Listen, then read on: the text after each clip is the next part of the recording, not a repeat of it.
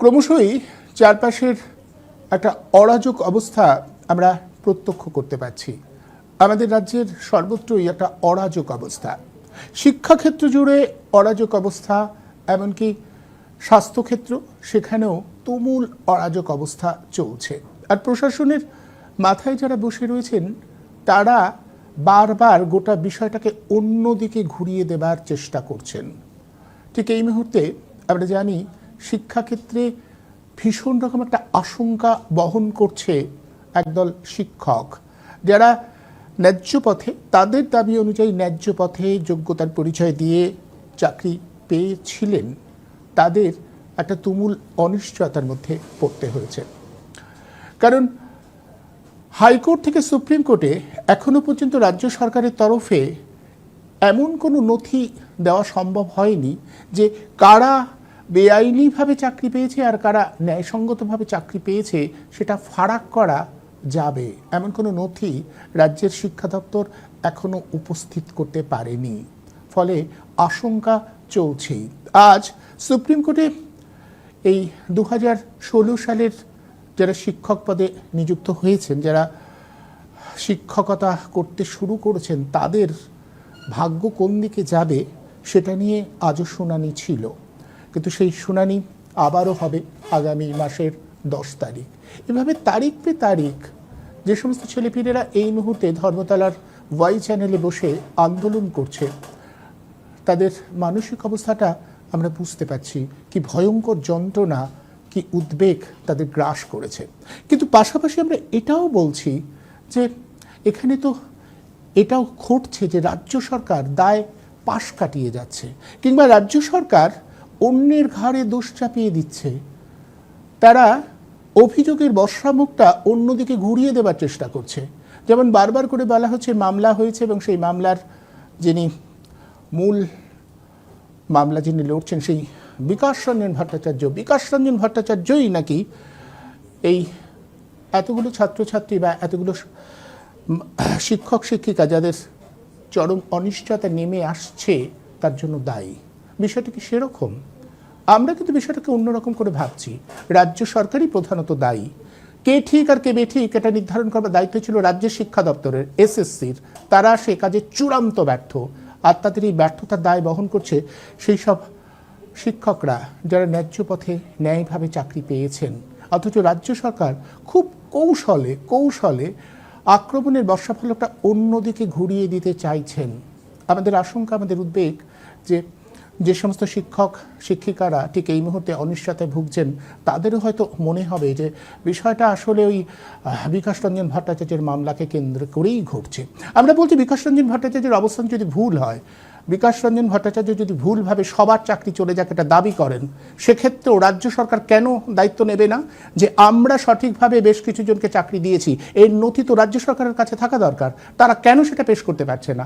এই দাবিটাই তো সর্বত্র ওঠা উচিত। বিকাশ রঞ্জন ভট্টাচার্যের অবস্থান যদি ভুল হয় তাহলেও রাজ্য প্রশাসন তার দায় এড়িয়ে যেতে পারে না। রাজ্যের শিক্ষা দপ্তর প্রথমত দায়ী, দ্বিতীয়ত দায়ী এবং তৃতীয়ত দায়ী। তারা বর্ষাফলক ঘোরাবার চেষ্টা করছে।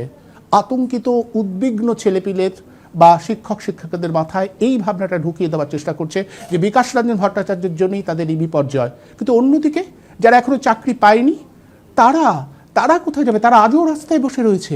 তাদের কথা কে ভাববে?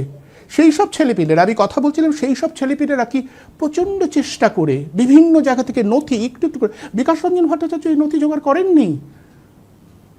এই নথি, এই তথ্য সংগ্রহ করেছে বঞ্চিত সেই সমস্ত হবু শিক্ষক শিক্ষিকারা।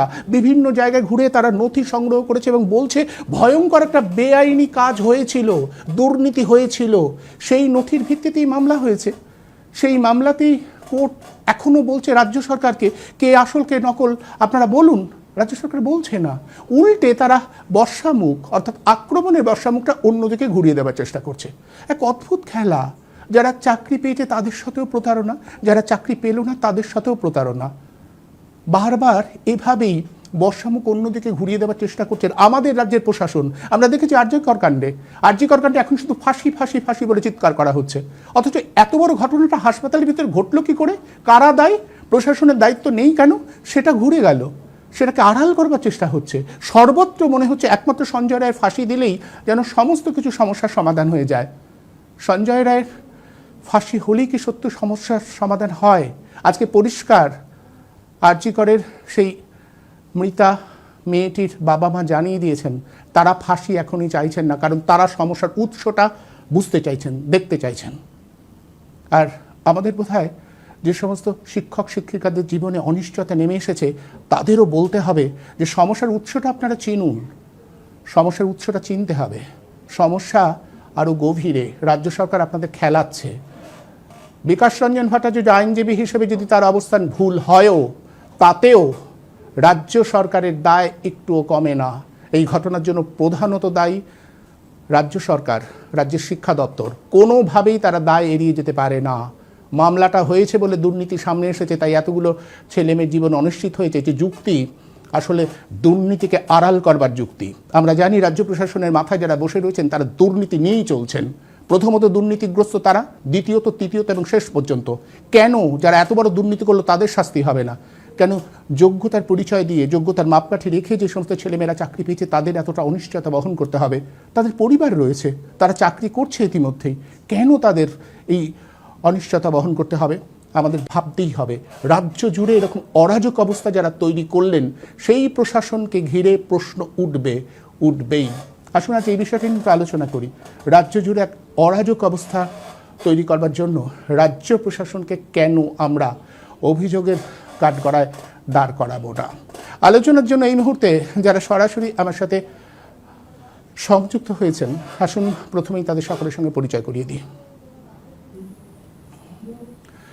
আমাদের সঙ্গে রয়েছেন বিশিষ্ট শিক্ষাবিদ অধ্যাপক ডক্টর মিরাতুন নাহার, আমাদের সঙ্গে রয়েছেন আইনজীবী আনিসুর রহমান, তারা আমাদের সঙ্গে রয়েছেন ঠিক এই মুহূর্তে যারা তুমুল উদ্বেগ বহন করে চলেছেন, যাদের অনিশ্চয়তা, যাদের রীতিমতো মানসিক অবস্থা চাপ তৈরি করছে, যারা বেসামাল হবার মুখে, সেই শিক্ষক ধীতিশ মণ্ডল আমাদের সঙ্গে রয়েছেন।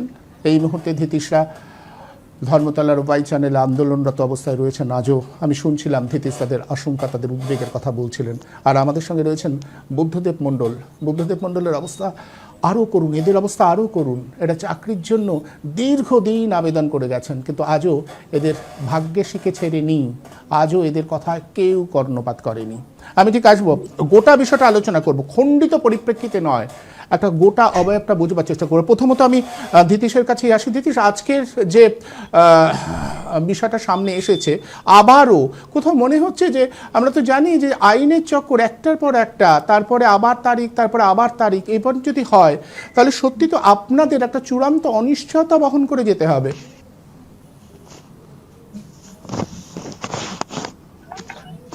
হ্যালো, হ্যাঁ শোনা যাচ্ছে ধীতিশ, শোনা যাচ্ছে।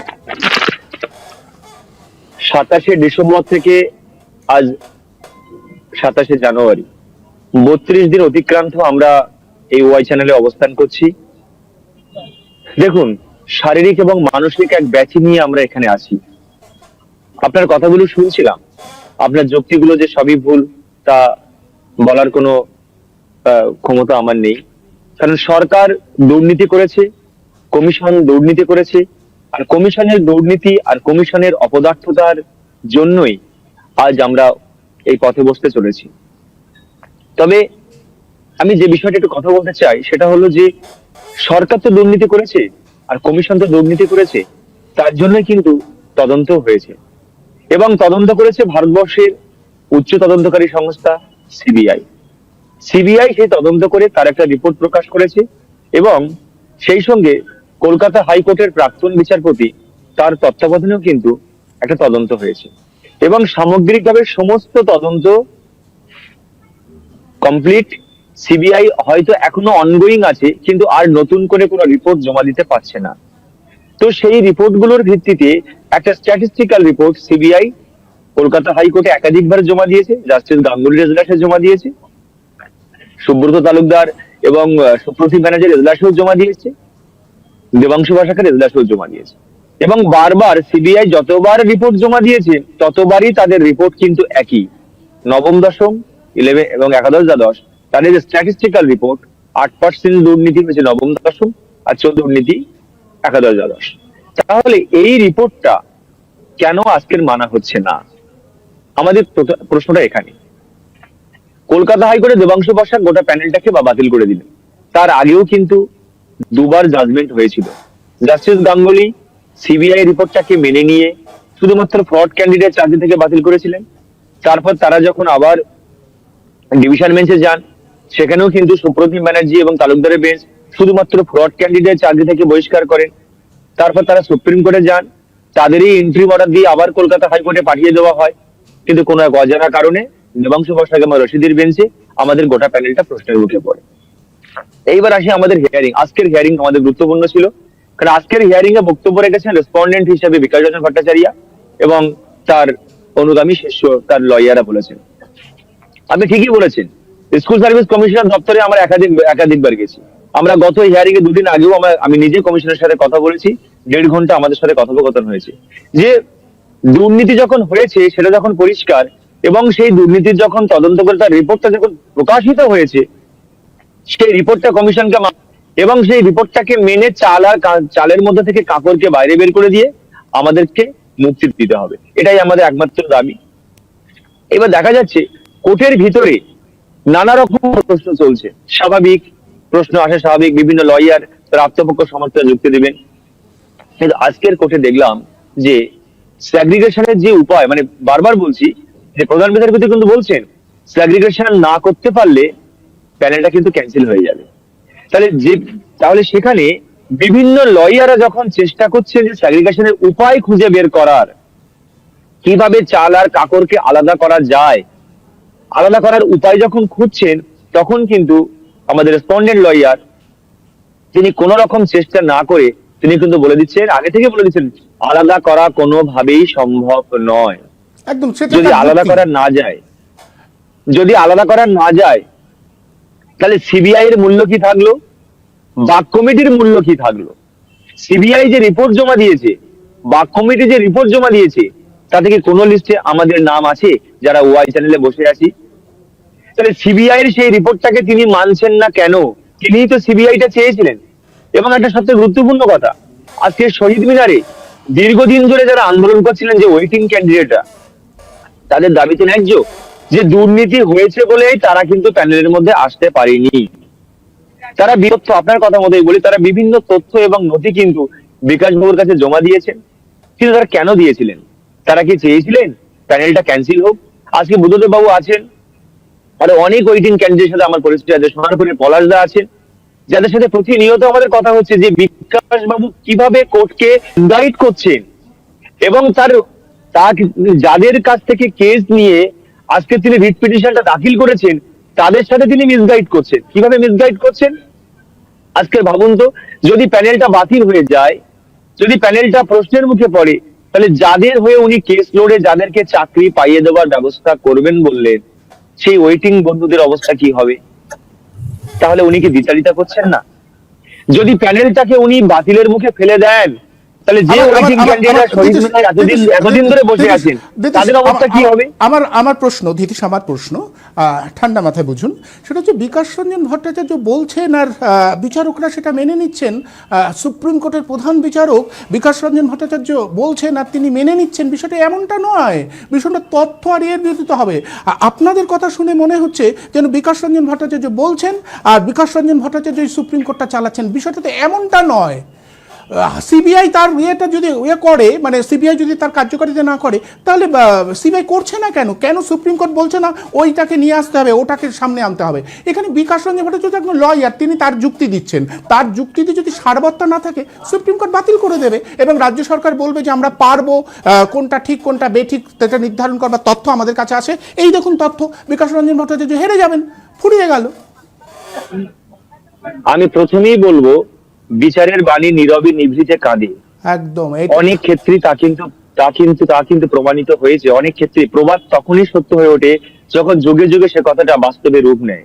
বিকাশ বাবুর কথাই কিন্তু সবসময় কোর্ট পরিচালিত হয় না, বা বিকাশ বাবুর কথার দ্বারা কোর্ট পরিচালিত হবে না। সেই জন্যই কিন্তু জাস্টিস গাঙ্গুলি যখন এই মামলার ফাইনাল রায় দিয়েছিলেন, বিকাশ বাবুর কথা শোনেননি। সুব্রত তালুকদার, সুপ্রতিম ব্যানার্জি যখন ফাইনাল জাজমেন্ট দিয়েছিলেন, বিকাশ বাবুর কথা শোনেননি, তাহলে এখনো সেটাই গ্রাহ্য হবে দেবাংশু মানে সুপ্রিম কোর্টের? দেবাংশু প্রসাদ তার কথা শুনেছেন, কিন্তু সুপ্রিম কোর্টে যখন চন্দ্রচূড় মাননীয় প্রাক্তন প্রধান বিচারপতি চন্দ্রচূড়ের বেঞ্চে যখন হিয়ারিং হয়েছিল, যদি শোনেন 7ই মে 2024 যে স্টের কারণে আমরা এখনো চাকরিতে বহাল আছি, তিনি বলেছিলেন যে কলকাতা হাইকোর্টের আনজাস্ট হয়েছে স্যাগ্রিগেশনের পথ না খুঁজে বের করে গোটা প্যানেলটাকে স্যাটিসফাইড করা, এবং আরো বলেছিলেন যে সুপ্রিম কোর্ট মডালিটিস ঠিক করবে যে কিভাবে স্যাগ্রিগেশন করা যায়। কিন্তু একদম। বারবার কোর্টকে মিসগাইড করে ভুল তথ্য দিয়ে আজকের কোর্টকে অন্যরকম দিকে নিয়ে যাচ্ছেন বিকাশ বাবু। আমি কেন বলছি, রেশিও কেসের একটা মামলা কিন্তু রায় হয়ে গেছিল, কিন্তু সেটাকে তিনি আবার টানছেন, মানে বিভিন্ন রকম ভাবে তিনি ঘুরিয়ে দিচ্ছেন।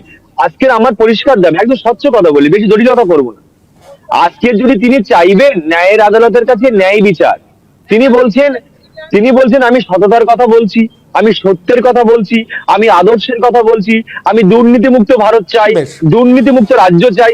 ওয়েলকাম, ওয়েলকাম ওনার বক্তব্য। তাহলে উনি জানান যারা দুর্নীতি করেছে, সমস্যাটা যারা কোথায় প্রমাণিত, নীতিশ?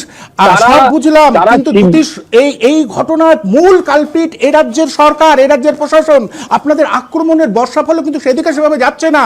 কেউ কেউ এর মধ্যে আশঙ্কা করছে অবশ্যই। যে আপনারা আসলে রাজ্য সরকারের সম্পর্কে একটু নরম থেকে আপনাদের নিজের চাকরিটা যাতে বাতিল হয়ে গেলে যাতে আপনাদের মায়নাটা বন্ধ না হয়, সেরকম একটা অঙ্ক করছেন অনেকে। এই আশঙ্কাটা করছে।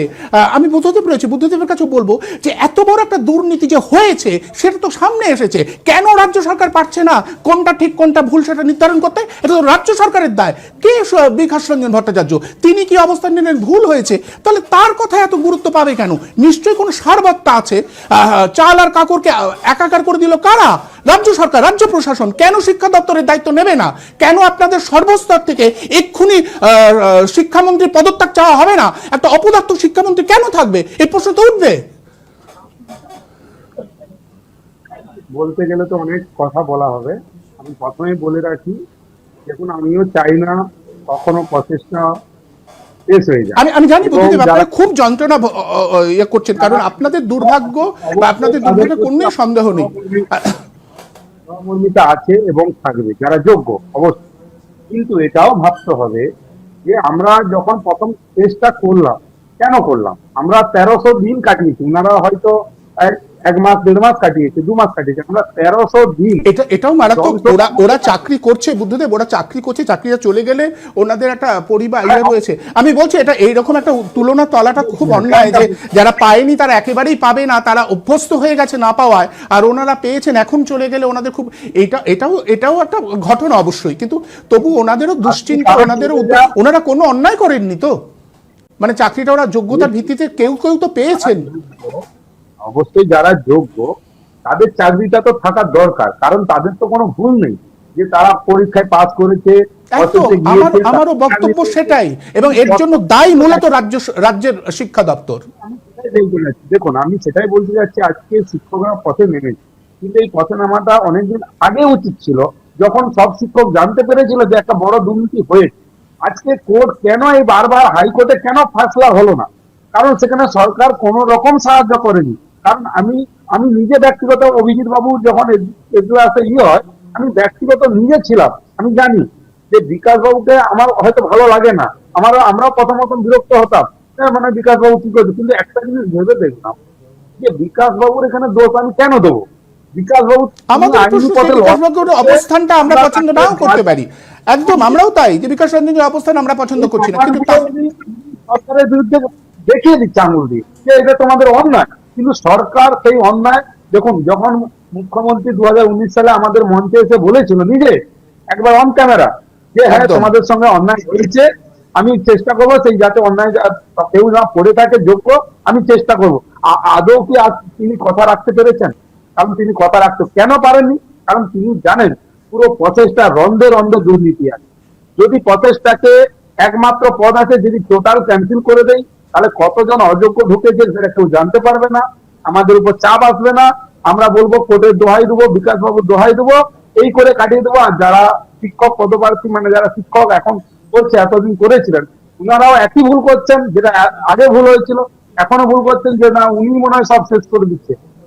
এত বছরের একটা চাকরি, এত বছরের একটা প্রসেস, একটা বিকাশ বাবু একাই শেষ করে দিচ্ছে, তার মানে কি সরকারের ব্যর্থতা আছে, পুরোপুরি ব্যর্থতা। কারণ সরকার চায় না সেগ্রিগেশন করতে, যদি করতো আজকে আমি বলবো আমার ব্যক্তিগত মত, প্রচেষ্টা নষ্ট হলে আমারও চাকরি হবে না। ধৃতি সাহেব বলছে সেগ্রিগেশন করা যায়, পৃথকীকরণ করা সম্ভব। ওরা বলছে যে সিবিআই এর অডিয়েটা ছিল, হাইকোর্টের বিচারকের এটা করা সম্ভব ওরা বলছে। তাহলে সেই তথ্যগুলোই রাজ্য সরকারের পক্ষ থেকে রাখলে তো হয়। আমি সেটাই বলছি যে যদি সম্ভব হতো তাহলে হাইকোর্টে ম্যাটারটা মিটে যেত, কারণ সম্ভব নয় বলে হাইকোর্ট থেকে সুপ্রিম কোর্টে গিয়েছে। আরেকটা কথা বলে রাখি, এই ধরুন এই 8%, 14% যাই পার্সেন্টেজ দিই, আমরা তো ভুক্তভোগী, কারণ আমরা চাকরি পাইনি বলে আমরা সমস্ত প্রমাণ বহু কষ্টে জোগাড় করেছি। তার মধ্যে আমি বলছি আমি কিছুদিন মধ্যে বুদ্ধদেব শুধু এটুকু জানিয়ে রাখি, আমি কিছুদিনের মধ্যে একটি মানে একজনের সাথে কথা বলেছি, তার কি বিপর্যয়, সে কত কষ্ট করে বিভিন্ন জায়গা থেকে তথ্যগুলো সংগ্রহ করছে। এই তথ্য সংগ্রহ করতে নিজের গ্যাটের পয়সা খরচ করছে, রাজ্যের এ প্রান্ত থেকে এ প্রান্ত সে ঘুরেছে। সাহায্য করে না আমাদের, আরটিআই করেও আমরা রিপোর্ট পাইনি। মানে কি কষ্টের মাধ্যমে আমরা এই প্রসেস গুলো গিয়ে সমস্ত প্রমাণ 23 থেকে 25 রকম প্রমাণ জোগাড় করেছি। তাহলে সেক্ষেত্রে আমরা এত কষ্ট করে প্রমাণ জোগাড় করেছি কেন? আমরা দুর্নীতিটা দেখানোর জন্য যে আমাদের সঙ্গে অন্যায় হয়েছে। কিন্তু আজকে যদি বলা হয় বিকাশবাবু দায়ী, আমি আমার ব্যক্তিগত মত বলবো বিকাশবাবুকে শুধু দায়ী করা যায় না। আজকে যদি বিকাশবাবু দায়ী হতো তাহলে পার্থ চ্যাটার্জি থেকে শিক্ষামন্ত্রীর পদ থেকে যত অফিসার আছে তারা কেন জেলে? যদি অন্যায় না হয়েছিল তাহলে তারা জেলে কেন? কারণ তারা এই জন্য জেলে, তারা জানে যে অন্যায়টা কত দূর পর্যন্ত গিয়েছিল। এবং সরকার এখনো পর্যন্ত সেই সরকার একই জিনিস চালিয়ে যাচ্ছে, যে এমন ভাবে দেখানো হচ্ছে শিক্ষকরা হচ্ছে যদি আমরা সরকারের প্রতি নমনীয়তা দেখাই তাহলে মনে হয় আমাদের চাকরিটা বেঁচে যাবে, কিন্তু না, সরকার গেম খেলছে। যেমন আমাদের দুটো মঞ্চের সঙ্গে খেলেছিল, আমরা আমরা ঠিকই বলছি, ওদের মঞ্চে ডেকে নিয়ে সিঙ্গারা খাইয়ে বলছে সরকার খুব মানবিক। সরকার একবারে খুব মানবিক, চাকরি দেওয়ার জন্য একবার রেডি আছে, শুধু আমরা নিতে পারছি না। এই একই জিনিস ইনারাও ভুল করছেন। আমি ইনাদেরকে বলবো, দেখুন চাকরি আপনাদের চলে যাক, আমরা কখনো চাই না। এতদিন কষ্ট করেছেন, চাকরি করেছেন, পড়িয়েছেন, ফ্যামিলি আছে, অর্থাৎ প্রত্যেকের দরকার। কিন্তু এই নয় অন্যায়টাকে আমরা আপোষ করবো, শুধু আমাদের চাকরিটা বেঁচে যাক আর এত অন্যায়টা ধামাচাপা যাক। যেমন অভয়ের ক্ষেত্রে হলো একই জিনিস, একজনকে চাকরি দিয়ে দাও, আমি তোমার কথার তাৎপর্যটা বুঝতে পেরেছি বুদ্ধদেব।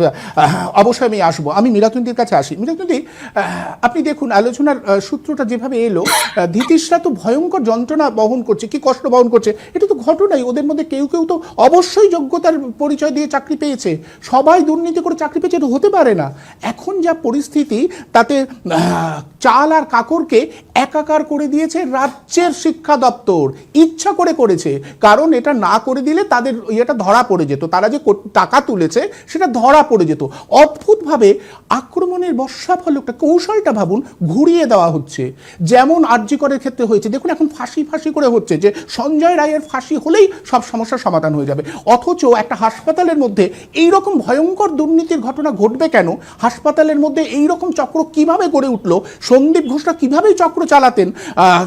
টালা থানার ওসি কিভাবে এই ঘটনার সাথে যুক্ত ছিলেন? সমস্ত কিছুকে চাপা দিয়ে শুধুমাত্র ফাঁসি। আমাদের সরকার তো ফাঁসি চেয়েছিল, সরকারের ব্যর্থতাটা আড়াল হয়ে গেল। কি চমৎকার! এখানেও তাই, যে বিকাশ রঞ্জন ভট্টাচার্য মামলাটা করেছেন বলেই এতগুলো ছেলেপেলের জীবনে এতটা অনিশ্চয়তা নেমে এসেছে। আমি দেখাবো কিছুদিনের মধ্যেই হয়তো সেই ছেলেটির কি মর্মান্তিক তার অভিজ্ঞতা, যে একটু একটু বিকাশ রঞ্জন ভট্টাচার্যের নয়, সমস্ত কৃতিত্বটা বুদ্ধদেবদের মতো ছেলে মেয়েদের, যারা তথ্যগুলো সংগ্রহ করেছে বিভিন্ন জায়গা থেকে, টুকরো টুকরো তথ্য এনে বিকাশ রঞ্জন ভট্টাচার্যের মতো আইনজীবীদের কাছে তুলে দিয়েছেন, যে আমাদের এই প্যানেলে কি ভয়ঙ্কর দুর্নীতি হয়েছে।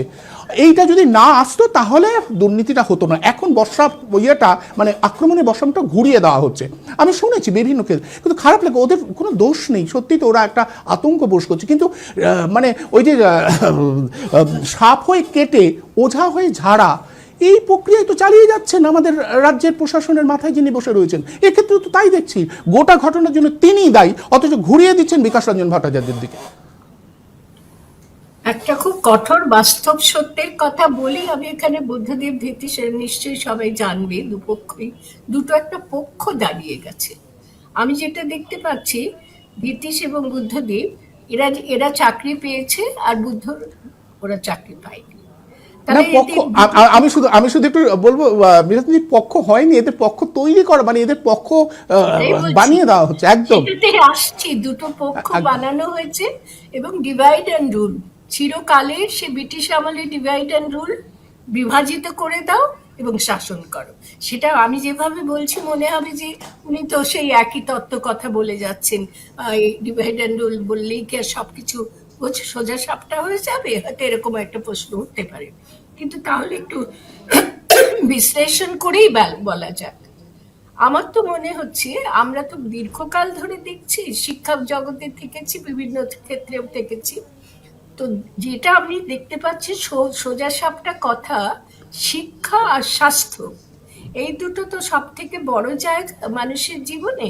স্বাস্থ্য না থাকলে বেঁচে থাকতে পারবে না সুস্থভাবে, আর শিক্ষা না হলে জীবনে আলো পাবে না, অন্ধকারেই ডুবে মরতে হবে।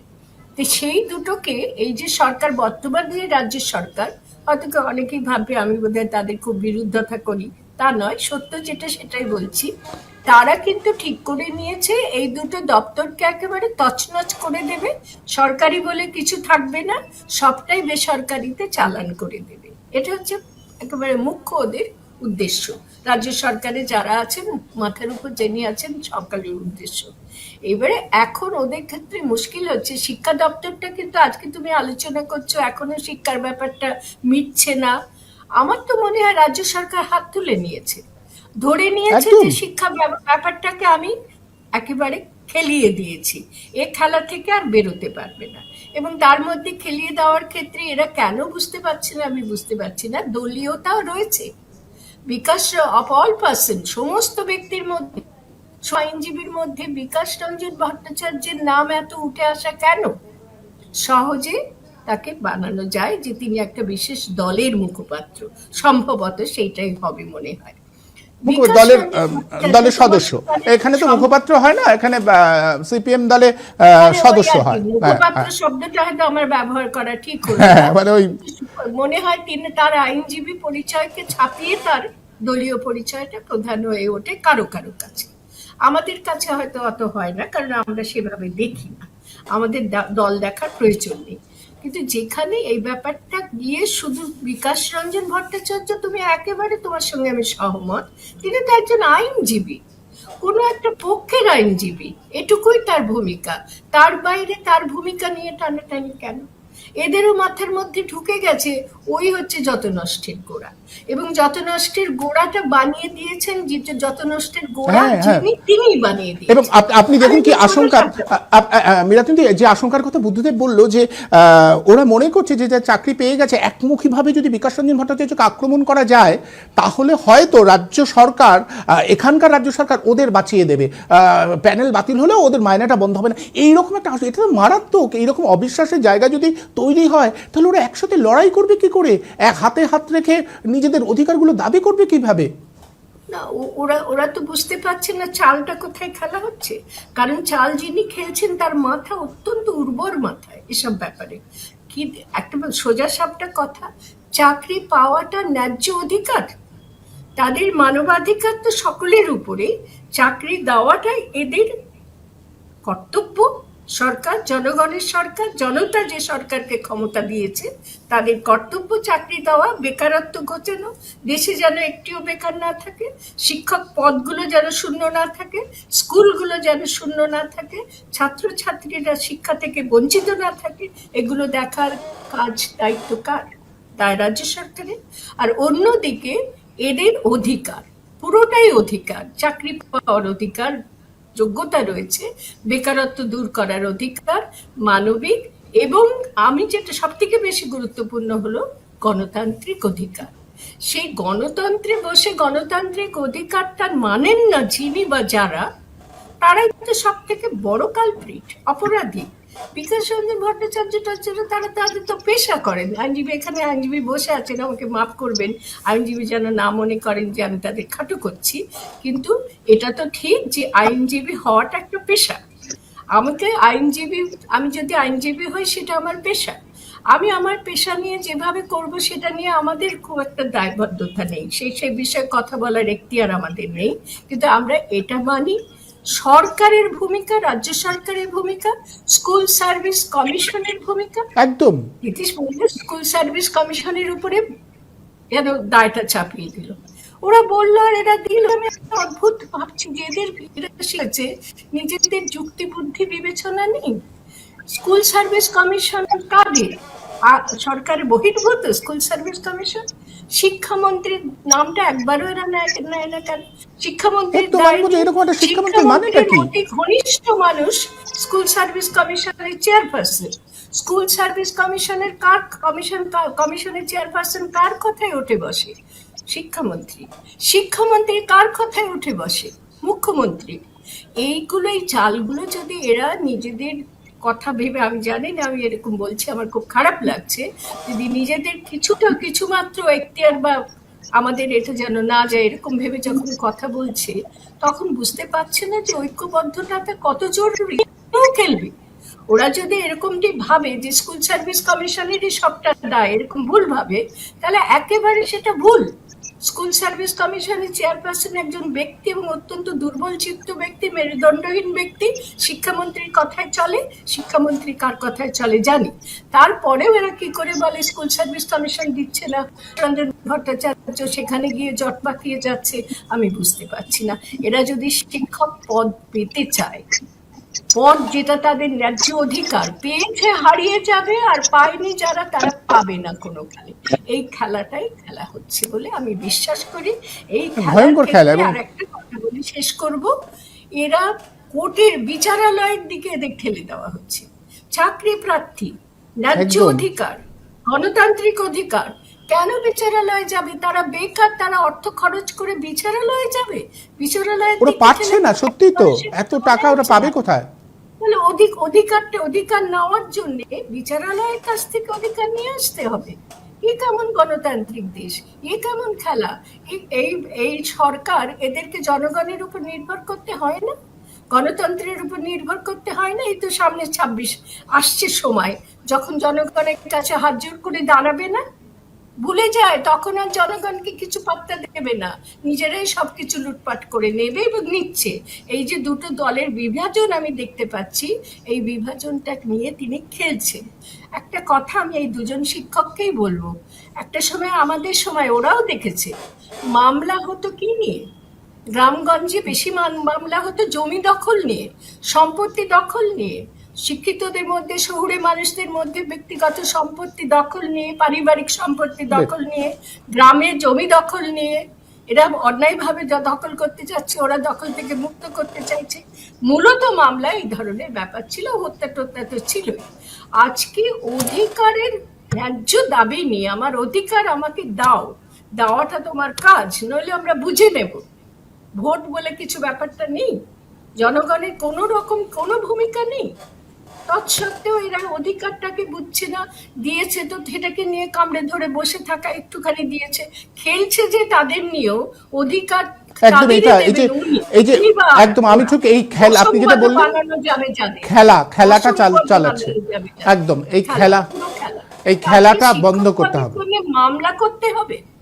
এই কথাটা একবার ভাবুক বুদ্ধদেব রায়, নীতিশরা ভাববে না যে আমরা মামলা করে চাকরি পাবো? সবচেয়ে এতদিন চাকরি করেছে নীতিশরা, এতদিন চাকরি করার পর এখন যদি এদের এই অনিশ্চয়তাটা বহন করতে হয়, সত্যি বাছার কথা বলা হচ্ছে। মানে কি বলবো, এখন বিভাজন করে এই অপরাধের কোনো ক্ষমা হয় না। ওরা যেন সেটা বোঝে, ওই অপরাধীরা বরং মামলা করতে যাক, এরা কেন মামলা করতে যাবে? একদম আমি ঠিক আসবো, ঠিক বল। হ্যাঁ আমি আসবো আপনার পরের অংশে, আপনার কাছে আসবো। আমি আনিসুর রহমানের কাছে আসি। আনিসুর, আপনি শুনলেন, আমি ঠিক আপনার কাছে জানতে চাইবো যে এই যে আইনি জটিলতাটা আজকে যা হলো, বিকাশ রঞ্জন ভট্টাচার্য তার অবস্থানের কথা জানিয়েছেন। আমি পরিষ্কার বলছি, বিকাশ রঞ্জন ভট্টাচার্যের অবস্থান আমরা সমর্থন করছি না। ভুল বলছেন তিনি, অন্যায় বলছেন, মেনে নিলাম, কিন্তু এক্ষেত্রে মূল দায় সে তো রাজ্যের শিক্ষা দপ্তর, রাজ্যের প্রশাসন। এটাকে কি কোনোভাবে অস্বীকার করা যায়? দেখুন, আপনারা আজকের আলোচনায় বিশেষ করে এসএসসি যে প্রায় 26,000 চাকরি থাকবে কি থাকবে না, সুপ্রিম কোর্টে আজকের হিয়ারিং ছিল সঞ্জীব খান্না এবং সঞ্জয় কুমারের বেঞ্চে, সেখানে একজন আইনজীবীর নামটাই কিন্তু চর্চা হচ্ছে। একদম। আইনজীবী, তিনি সুপ্রিম কোর্টে হাজির হয়েছিলেন একজন আইনজীবী হিসাবে। একদম আর একটা রাজনৈতিক পরিচয় থাকতে পারে, রাজনৈতিক পরিচয়ে তিনি কিন্তু ওখানে হাজির হননি, রাজনৈতিক প্রতিনিধিত্ব উনি করতে যাননি, তিনি একটা পক্ষের হয়ে তিনি সেখানে দাঁড়িয়েছিলেন এবং সব পক্ষের সেখানে আইনজীবী ছিল। তাহলে আমরা একটা অতি মানব বানিয়ে দিচ্ছি কোনো একজনকে, যে তিনি ঠিক। সমস্ত পক্ষকে একেবারে একদম, আমি সেটাই বুঝতে চাই যে আমি উড়িয়ে দিয়ে একদম। সমস্তটাই যেন তিনি জায়গা দখল করে নিলেন। ব্যাপারটা সেরকম কিছু নয়। আসলে সুপ্রিম কোর্ট বারবার প্রধান বিচারপতি আগের হিয়ারিং এও পরিষ্কার ভাবে বলেছেন, আজকেও বলেছেন। আজকে হয়তো রায় দিতে পারতেন, কিন্তু রায় দেননি। আগামী 10 তারিখ ফার্দার হিয়ারিং এর জন্য রেখেছেন। কারণ কি? কারণ তিনি খুব ভীষণ ভাবে মানে চাইছেন যে ব্যাপারটা পৃথকীকরণ করা যাক, আলাদা করা যাক। আলাদা করা যাক। একদম। আলাদা না করা গেলে যারা আজকের ন্যায্যভাবে বৈধভাবে যোগ্যতা নিয়ে আজকে 6 বছর ধরে চাকরি করছে, হঠাৎ যদি তাদের চাকরি চলে যায়, তাদের জীবনটা, তাদের পরিবারটা কি দুর্বিষহ জায়গায় পৌঁছে যাবে। কিন্তু একই সঙ্গে এই যে দুর্নীতিটা হয়েছে, কার জন্য দুর্নীতি হয়েছে, কে দুর্নীতি করেছে, কেন চাল আর কাকর এই যে আলাদা করার দায় বা দায়িত্ব কার? এটা কি শিক্ষক যারা চাকরি করছে তারা দিতে পারবে? তারা 2 জন 4 জন 5 জন 10 জনের নাম 50 জনের নাম দিতে পারবে, কিন্তু ঠিক কাকর কোনটা কোনটা, চাল কোনটা কোনটা, তারা সবটা পুরো বাঁচা তাদের পক্ষে সম্ভব নয়। ঠিক একইভাবে বিকাশ রঞ্জন ভট্টাচার্য নাম নিলাম আমি, যে কোনো একজন পক্ষের আইনজীবী, তার পক্ষে সম্ভব নয়। এমনকি সিবিআই এর পক্ষে সম্ভব নয় যে পুরো ব্যাপারটা ঠিক এই এই এই এই এতজন দুর্নীতি করেছেন, এতজন ঠিক চাকরি পেয়েছে। অথরিটিকে পুরোটা মেনটেন করেছে কে? সমস্তটা হচ্ছে রাজ্য সরকার, রাজ্য প্রশাসন, স্কুল সার্ভিস কমিশন। তারা পুরোটাই তাদের এখতিয়ারভুক্ত, যে তারা নোটিফিকেশন জারি করেছিল যে এত শূন্য পদ, তারা পরীক্ষা নিয়েছিল, পরীক্ষায় তারা দরখাস্ত করেছিল এত লক্ষ যুবক যুবতী, এবং তারপরে এতজন পরীক্ষায় বসেছিল, এতজন পাশ করেছে, এতজন ইন্টারভিউতে এসছেন, এতজন চাকরি পাবেন এই প্যানেলে। সমস্তটাই হিসাব এবং নিকাশ দেওয়ার দায় এবং দায়িত্ব school service commission. School service কমিশনকে নিয়ন্ত্রণ করে কে? এই রাজ্য সরকার, রাজ্য প্রশাসন। ফলে তারা আজকে দুর্নীতি করেছে। আজকে কিন্তু বিকাশ রঞ্জন ভট্টাচার্য বলেছেন, আমি যতদূর জেনেছি, যে ব্যাপারটা হচ্ছে স্কুল সার্ভিস কমিশনকে 500 কোটি টাকা তাদেরকে ফাইন করা হোক। কারণ এখানে প্রায় সব মিলিয়ে আজকের আলোচনায় হিয়ারিং এ উঠে এসছে, 2 ঘন্টার হিয়ারিং এ, যে প্রায় মানে 1,500 কোটি টাকার দুর্নীতি হয়েছে। 1,500 কোটি টাকার দুর্নীতি। ফলে এই দুর্নীতির দায়টা কার? এই দুর্নীতির টাকা কে কে নিয়েছে, কারা কারা নিয়েছে? সবাই আমরা জানি, ওপেন সিক্রেট, যে রাজ্য প্রশাসনের একাংশ এবং স্কুল সার্ভিস কমিশনের বিভিন্ন আধিকারিকরা তারা এই দুর্নীতিকাণ্ডে জড়িত, এবং সে কারণে প্রায় অধিকাংশই কিন্তু তারা জেলে রয়েছে। সামগ্রিকভাবে আমরা আজকের দুমদারাক্কা কোনো আইনজীবী তো কোনো একজনের হয়ে কথা বলছেন, তার ক্লায়েন্টের হয়ে কথা বলছেন, সেটা তার বলার তার রাইট আছে। কিন্তু আমার আইনজীবী, রাজ্য সরকারের আইনজীবী, স্কুল সার্ভিস কমিশনের নিজস্ব আইনজীবী রয়েছেন, সিবিআই এর পক্ষে আইনজীবী রয়েছেন, যারা আজকে সঠিক বৈধভাবে চাকরি পেয়েছেন তাদের আইনজীবী রয়েছেন। তাদের নাম কি? তাদের নাম তো কেউ জানতেই পারছে না।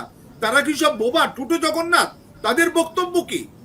তাদের সবচেয়ে বড় কথা, রাজ্য সরকার, স্কুল সার্ভিস কমিশনের যে আইনজীবী, তারা, তাদের কাছে সঠিক তথ্য থাকার কথা, তাদের কাছে সঠিক তথ্য আছে, হয় তারা জেনে বুঝে দিচ্ছে না, না হলে তারা এমনটাই এমন বেশ, আমি একদম আনিসুল বাবু, ঠিক এখানেই আপনাকে একটা প্রশ্ন করি আমি। আপনি আইনজীবী, আইনের বিষয়টা আপনি আরো ভালো বলতে পারবেন। আমার একদম নির্দিষ্ট প্রশ্ন এখানে, কোনোভাবে রাজ্য প্রশাসন, রাজ্য শিক্ষা দপ্তর কি এই কারণে এই চাল আর কাকর আলাদা করবার তথ্যটা তুলে দিচ্ছে না? যে পরোক্ষে এইটা যদি তথ্যটা তুলে দেয়, তাহলে তো পরোক্ষ রাজ্য সরকারের বিরুদ্ধে এই অভিযোগটা আসবে যে তাহলে বেআইনি চাকরি যে আপনি দিয়েছেন, সেটা তো আপনি নিজেই সেই তথ্য তুলে দিচ্ছেন যে অনেকে বেআইনি চাকরি পেয়েছে, এবং রাজ্যের শিক্ষা দপ্তর সেটা জানতো। এই কারণেই কি তারা চাল আর কাকর একাকার করে দিচ্ছে? একেবারে চাল আর কাকর যদি আলাদা হয়ে যায়, তাহলে বহু নেতার পিঠের চামড়া উঠে যাবে। কারণ আপনারা জানেন, চাল আর কাকর আলাদা করব না বলে একটা সময় সুপার নিউমেরারি পোস্ট ক্রিয়েট করা হয়েছিল, যাতে ব্যাপার চাই যারা অযোগ্য, অপদার্থ, তাদেরকে যেন চিহ্নিত করা না যায়, তারাও চাকরি করুক সুপার নিউমেরারি করে, ব্যাপারটা পিঠের চামড়া যাতে বেঁচে যায়, সেটা করা হয়েছিল। ফলে সামগ্রিকভাবে যারা মেধাসম্পন্ন যারা চাকরি পায়নি তারা যোগ্য হয়ে তারা 1300 দিন 1500 দিন তারা রাস্তায় বসে থাকবে, আর বাকি অযোগ্য অপদার্থ শূন্য পাওয়া 23টা 53 হওয়া বা একেবারে পরীক্ষা না দেওয়া মন্ত্রীকন্যা তারা যদি চাকরি পেয়ে যায়, এরকম এক ভয়ঙ্কর দুর্নীতি, সেটাকে যদি আলাদা করার দায়িত্ব, আবার বলছি দায় এবং দায়িত্ব, এটা সিবিআই চাইলেও সবটা হয়তো পুঙ্খানুপুঙ্খ পারবে না। কারণ সিবিআই তথ্য কালেকশন কোত্থেকে করবে? এই স্কুল সার্ভিস কমিশনের কাছ থেকে, এই রাজ্য প্রশাসনের কাছ থেকেই চাইবে এবং নেবে তাদের ডকুমেন্টস। এবং ঠিক একইভাবে বিচারপতি বাগের কথা হচ্ছে, বিচারপতি বাগ কোত্থেকে পাবেন? তার কাছে তো ছিল না, তিনি তো এসবগুলো কিছু জানতেন না। তার কাছ থেকে তাকে সংগ্রহ করতে হবে, কালেক্ট করতে হবে। কে কোত্থেকে কালেক্ট করবে? এই রাজ্য সরকার, রাজ্য প্রশাসন, স্কুল সার্ভিস কমিশন, তাদের কাছ থেকে। ফলে সামগ্রিকভাবে আসলে ঠিক কে বেঠিক কে, এটা একেবারে হলফ করে সুপ্রিম কোর্টের সামনে একমাত্র নিয়ে আসার ক্ষমতা, এখতিয়ার, যোগ্যতা সবটাই আছে স্কুল সার্ভিস কমিশনের, রাজ্য সরকার, রাজ্য প্রশাসনের। তারা সে দায় এড়িয়ে গিয়ে এখন ব্যাপারটা যদি অন্যদিকে ঘুরিয়ে দিই, তাহলে ব্যাপারটা হচ্ছে ঠিক আমরা এখানেই। কিন্তু আসলে ভুলের পেছনে দৌড়চ্ছি। ঠিক, একদম এটাই আমি বলতে চাইছি, আমি এটাই বলতে চাই। আমি হ্যাঁ, মানে সত্যটাকে প্রতিষ্ঠা দেওয়ার প্রথম কাজ হচ্ছে আমার শত্রুটাকে সঠিকভাবে চিহ্নিত করা। সঠিক শত্রুকে চিহ্নিত না করতে পারলে আমার লড়াইটা তো বেকার হয়ে যাবে, ভুল পথেই তো লড়াই হয়ে যাবে। সমস্যাটা তৈরি করেছে যারা, বর্ষাফলক আক্রমণের সেদিকেই ধাবিত হওয়া উচিত। সেদিকেই যদি আঙুল না তোলা যায় তাহলে তারা ফায়দা লুটবে, এটা খুব জরুরি। যারা সমস্যা তৈরি করে, সমস্যার হোতা হিসেবে তাদের চিনতে হবে। যদি না চেনা যায় তাহলে কিন্তু সত্যি সমাধানের রাস্তা মিলবে না। আপাত সমাধান বলে কোনো সমাধান হয় না।